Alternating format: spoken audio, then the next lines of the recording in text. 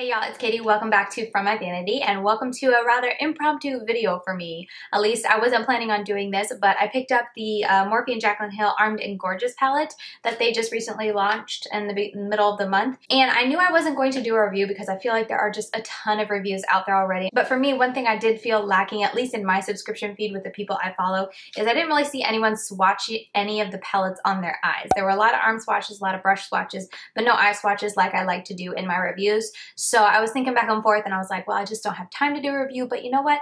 Let me just do a video for just eye swatch. So that is what we're going to do today. I'm just going to be swatching these on my eyes. This is not a first impression. This is not a tutorial. This is not a review. It's just going to be a swatching video and I hope that's okay with you. Let me know if you'd like in future for the palettes that I know I'm not going to get around or I'm just not going to be able to do a review. Would you like me to just do eye swatch videos of them like I'm going to be doing today? I would definitely like to hear your opinions on that account if that's something you would like me to continue doing in the future for palettes that maybe are very hyped up, I plan to get anyway, and I can at least throw out a swatch video for you guys to watch and kind of determine the quality of the shadows. But yeah, let's just get right into it. I do want to say though, if you're new to my eye swatches, I just do them on bare eyes. I do not put any primer. I do not put any concealer down. The only thing I do is set it with some kind of translucent powder. And for this video, I use the No7 Perfect Light Pressed Powder.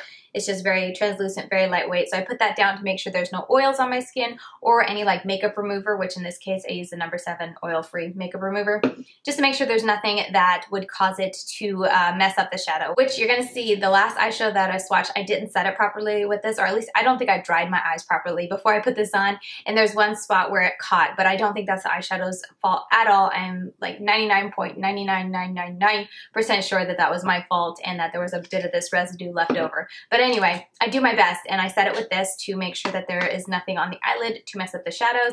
And then for the matte shadows, I use the Sonia Kashuk Tools number 28 brush for all the matte shadows. And then for all the shimmer shadows or metallic shadows, I use the e.l.f. Professional Eyeshadow Brush that is $1. And then in between all that, I clean the brushes off with my shadow switching. It's the new huge shadow switching pan I picked up from Ulta. So yeah, that is how I do my eye swatches. And then for finger swatches, once again, I do not have any primer, any concealer, nothing like that on my arm, and I just do it with my finger, and you guys are going to see how many times I go over it. But anyway, yeah, with all that said, let's just jump right into it.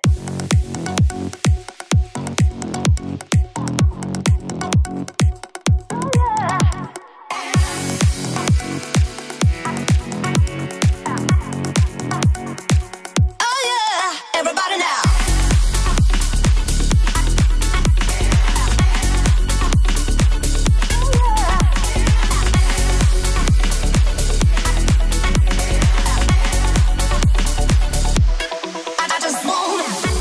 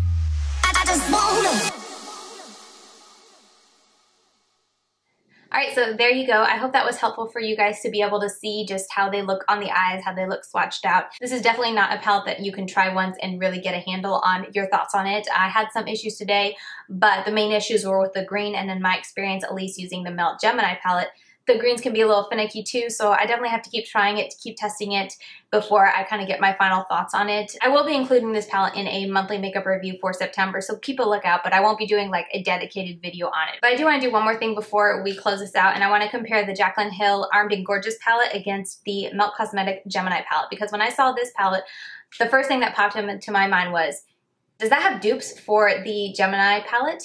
I wonder. So I figured we'd go ahead and throw up some swatches. I'm going to do swatches of the shades that I think are similar, and then I'm just going to swatch them out side by side. I'll do the Jaclyn and Morphe palette on one side, and then the Melt Cosmetics Gemini palette on the other side, so you guys can see for yourself. But yeah, these are just going to be quick arm swatches, nothing fancy, but let's get right into it.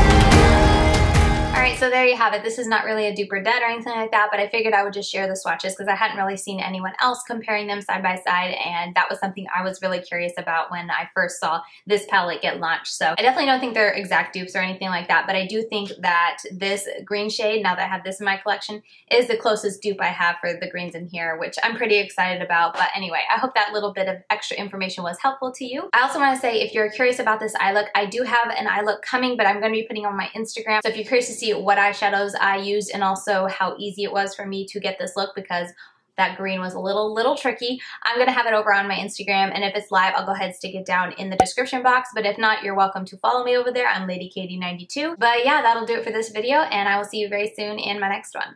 Bye guys.